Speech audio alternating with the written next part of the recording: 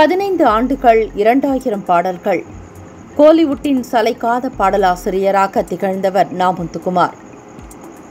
கடந்த 10 ஆண்டுகளுக்கு மேலாக அதிக பாடல்களை எழுதியிருக்கும் கவிஞராகவும் தொடர்ந்து அவருடைய முத்திரை பல பாடல்களில் இருந்து வந்தது. தங்கமீன்கள் படத்தில் இடம்பெற்ற ஆனந்த யாழை பாடலுக்காக தேசிய விருதும் பெற்றிருந்தார். இயக்குநர்கள் விரும்பக்கூடிய எல்லா வகை பாடல்களையும் எழுதியிருந்தார். இருந்தாலும் கண்ணதாசனைப் போல தத்துவ பாடல்களில் தனி அடையாளம் பெற வேண்டும் என்பது இவருடைய முனைப்பாகவே இருந்தது. கண்ணதாசனை பற்றி கேட்டபோது ஒரு நொடி கூட யோசிக்காமல் அவர் பேசிய கருத்துக்கள் இந்த பதிவில் இடம்பெற இருக்கிறது. நா. முத்துக்குமாரை பார்த்து ஒரு கேள்வி எழுப்பினர்.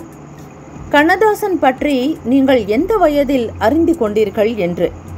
அதற்கு நா. முத்துக்குமார் கூறிய பதில், 10 வயதை நிரம்பிய பள்ளி நாட்களில் கண்ணதாசனை தெரிந்துவிட்டார். கவிதை மாதிரி ஒன்றை எழுதும் யாரையும் இவர் பெரிய கண்ணதாசன் என்று கிண்டல் செய்வது கிராமப்புறங்களில் இன்றும் வழக்கமாக இருக்கிறது.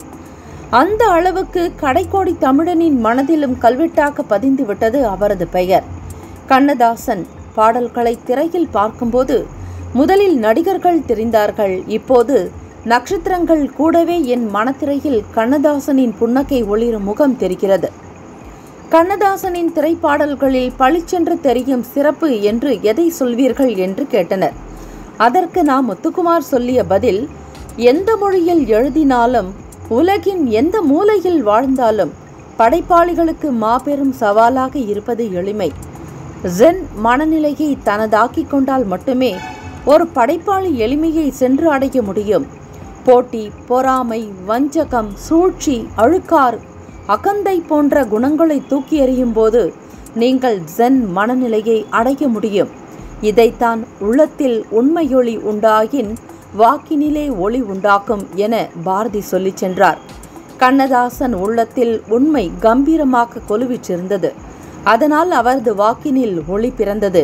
அதனால்தான் அவரால் நான் பேச நினைப்பதெல்லாம் நீ பேச வேண்டும், நினைக்க தெரிந்த மனமே உனக்கு மறக்க தெரியாதா என்று எழுத எளிமை அவரிடம் தலைவணங்கி நின்றது. இப்படி கண்ணதாசனுடைய எந்த பாடலை எடுத்துக்கொண்டாலும் எளிமைதான் அவரது சிறப்பு. எளிமையின் வாயிலாக படைத்தவனுக்கும் படிப்பவனுக்கும் இடையில் நேரடியான அனுபவ பங்கீடு நிகழ வேண்டும். இந்த செயல்முறையை சாத்தியப்படுத்தும் எளிமையோடு கண்ணதாசனின் எல்லா பாடல்களும் இருக்கின்றன. அதே நேரம் பனித்துளிக்குள் ஒரு கடல் என்பதைப் போல அவரது எளிமையில் இருக்கும் ஆழம் நமக்கு தெரியும். கலை அனுபவம் விலை மதிக்க முடியாதது. மற்றொரு கேள்வியும் கேட்டனர். கண்ணதாசனின் பாடல்களில் காலம் கடந்தும் அப்படியே இருக்கும் அம்சம் எது? அதற்கு முத்துக்குமார் அவர்கள், கவிதையில் எமோஷனல் பொயட்ரி என்றொரு வகையும் இருக்கிறது. உணர்வு பூர்வமான கவிதை மொழிக்கு ஈடு இணை எதுவும் இல்லை. காலம் கடந்து கண்ணதாசன் பாடல்கள் அப்படியே உயிர்ப்புடன் இருப்பதற்கு இந்த உணர்வு பூர்வமான கவிதை மொழிதான் காரணம். உணர்வு பூர்வமாக மொழியில் எழுதப்பட்ட கவிதைகள், பாடல்கள் என எந்த இலக்கியமாக இருந்தாலும் கற்பனையை விட உண்மையின் ஆட்சியே அதில் கம்பீரமாக இருக்கும். இப்படி படைப்பில் உண்மை இருக்கும் பட்சத்தில் அது கண்ணாடி போன்றது. எப்போதோ எழுதப்பட்ட படைப்பாக இருந்தாலும் எல்லா காலத்திலும் வாழும் மனிதர்களுக்கு வாழ்க்கையின் பிடிபடாத பக்கங்களை காலந்தோறும் புதிதாய் புரிய வைக்கும். சங்கத்தமிழ் இலக்கியத்திலிருந்து இதற்கு எத்தனையோ உதாரணங்களை சொல்ல முடியும். குழல் இனிது யாழ் இனிது என்பர், தம் மக்கள் மழலை சொல் கேளாதவர் என்ற குறளை நான் பள்ளியில் பேச்சு போட்டிக்காக மனப்பாடம் செய்தபோது அதன் அர்த்தத்தின் உணர்ச்சியை உணர முடியவில்லை. ஆனால் எனக்கு மகன் பிறந்து அவன் பேச ஆரம்பித்த போது அதன் அர்த்தத்தை உணர்ந்து கிளர்ந்தேன்.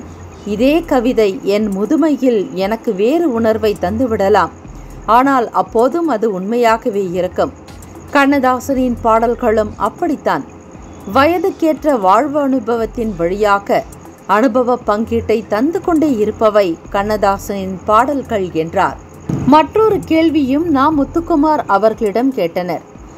ஒரு சில பாடல்களை உதாரணமாக காட்டி விளக்க முடியுமா என்று. அதற்கு அவர், நேரமிது நேரமிது நெஞ்சிலொரு பாட்டெழுத என்ற ரிஷி மூலம் படப்பாடலை பள்ளி கல்லூரி நாட்களில் எந்த சலனமும் இன்றி கடந்து வந்திருக்கிறேன். ஆனால் அதே பாடல் திருமணமாகி ஒரு குழந்தைக்கு தந்தையான பிறகு எனக்களித்த அனுபவ பங்கீடு வேறு. அந்த பாடலின் சரணத்தில் வரும் ஒரு வரியில் நாயகி நாயகனை பார்த்து, திங்கள் ஒளி திங்களைப் போல் உங்கள் பிள்ளை உங்களைப் போல் உங்களைத்தான் நாடுகிறான், என்னிடம் ஆசையில்லை என்று பாடுகிறார். அதற்கு நாயகன், நீ பெற்ற பிள்ளையின் வேகமும் கோபமும் உன்னை போல தோன்றுதே என்கிறார். இது ஒவ்வொரு மனிதனும் உணரக்கூடிய வாழ்வின் உன்னதமான பரிமாணம். அதே பாடலில் வரும் ராத்திரி ராத்திரி தூக்கம் கெட்டால் என்ன, பிள்ளை கூட இன்பமே என்ற வரியின் ஆழத்தை வாழ்ந்து பார்த்தவர்களால் தான் முழுமையாகவே உணர முடியும். கொண்டாட்டத்திற்கு எத்தனையோ பாடல்கள் வந்துவிட்டாலும் இன்றைக்கும் எங்கேயும் எப்போதும் சந்தோஷம் சங்கீதம் பாடாத பப்பே இல்லை. ஒரு ஒப்பாரி என்றால் வீடு வரை மனைவி, வீதி வரை உறவு, காடு வரை பிள்ளை, கடைசி வரை யாரோதான். பாசம் என்றால் மலர்ந்து மலராத பாதி மலர் போல பாடல்தான். கண்ணதாசனின் முன்மாதிரிகளுக்கு இப்போதைக்கு மாற்றில்லை. காரணம், அவரது இடம் யாராலும் நிரப்ப முடியாதது. கண்ணதாசன் காலத்திலேயே வாலியின் சாதனைகளும் தொடங்கிவிட்டன. ஆனால் வாலியுடன் மிகுந்த நட்பாய் இருந்தவர் நீங்கள். கண்ணதாசன் பற்றி அவர் உங்களிடம் பகிர்ந்து கொண்டதுண்டா என்றார்கள். அதற்கு அவர், நிறையவே. கண்ணதாசனுக்கும் வாலிக்கும் ஒரு பெரிய ஒற்றுமையுண்டு. நான் நல்ல பாடல்களை எழுதும் போதெல்லாம், என்னையா இத்தனை அருமையா எழுதிட்ட என்று பாராட்டுவார் வாலி. என்ன சார் இவ்வளவு மனம் திறந்து பாராட்டுறீங்க என்று நான் கேட்பேன். நான் ஃபோனில் தானையா பாராட்டுறேன். கண்ணதாசன் வீடு தேடி வந்து என்னை எத்தனை முறை பாராட்டியிருக்கிறார் தெரியுமா என்று என்னிடம் நிகழ்ந்து சொல்லி கொண்டிருந்தார். கண்ணதாசன் பற்றி அவர் என்னிடம் பகிர்ந்து கொண்ட இன்னொரு முக்கியமான நிகழ்வு இருக்கிறது. பட்டுக்கோட்டையார் பிரபலமாகிவிட்டிருந்த நேரம் அது. கண்ணதாசனை பாட்டெழுத அழைத்திருக்கிறது ஒரு முன்னணி பட நிறுவனம். பட்டுக்கோட்டை கல்யாண சுந்தரம் என்று ஒரு கவிஞர் வந்திருக்கிறாரே, அவரை போல இந்த பாடலை எழுதி தர வேண்டும் என்று இயக்குனர் வாயை விட்டுவிட்டார். சரி என்று சொன்னவர், இப்ப வந்துடுறேன் என்று கிளம்பி போயிருக்கிறார். அடுத்த 1 மணி நேரத்தில் பட்டுக்கோட்டையாரை அழைத்து கொண்டு வந்து, நீங்கள் தேடிக்கொண்டிருந்த கவிஞர் இவர்தான், இந்த பாடலை இவர் எழுதுவதுதான் சரி என்று சொல்லிவிட்டு சென்றிருக்கிறார். அதுதான் கண்ணதாசன். மற்றொரு கேள்வியும் கேட்கிறார்கள். கண்ணதாசனின் திரைப்பட பாடல்களை தவிர்த்து அவரது எழுத்துக்களை எப்படி பார்க்கிறீர்கள் என்று. அதற்கு நாம் முத்துக்குமார் அவர்கள், கண்ணதாசன் என்றதும் நமக்கு உடனே நினைவுக்கு வருவது அவரது அர்த்தமுள்ள இந்து மதம்தான். தமிழ் பதிப்பக சூழலில் நூற்றுக்கணக்கான பதிப்புகளை கடந்து 3ஆம் தலைமுறை தமிழர்களால் வாசிக்கப்படும் மிகச்சிறந்த நூலாக அது இருக்கிறது. அதே நேரம் மதங்கள் வேண்டுமானால் வேறு வேறாக இருக்கலாம், ஆனால் இறைவனை நினைத்து உருகும் ஆன்மீகம் என்பது ஒன்றுதான் என்பதை அவர் படைத்த இயேசு காவியம் படிக்கும் எவரும் உணர முடியும். அடுத்து அவருடைய வனவாசம் மனவாசம். இவ்வளவு நேர்மையாக ஒருவர் தனது சுயசரிதையை இரத்தமும் சதையுமாக ஒளிவு மறைவின்றி எடுத்து வைக்க முடியுமா என்று வியந்து போயிருக்கிறேன் என்றார் நாம் முத்துக்குமார் அவர்கள்.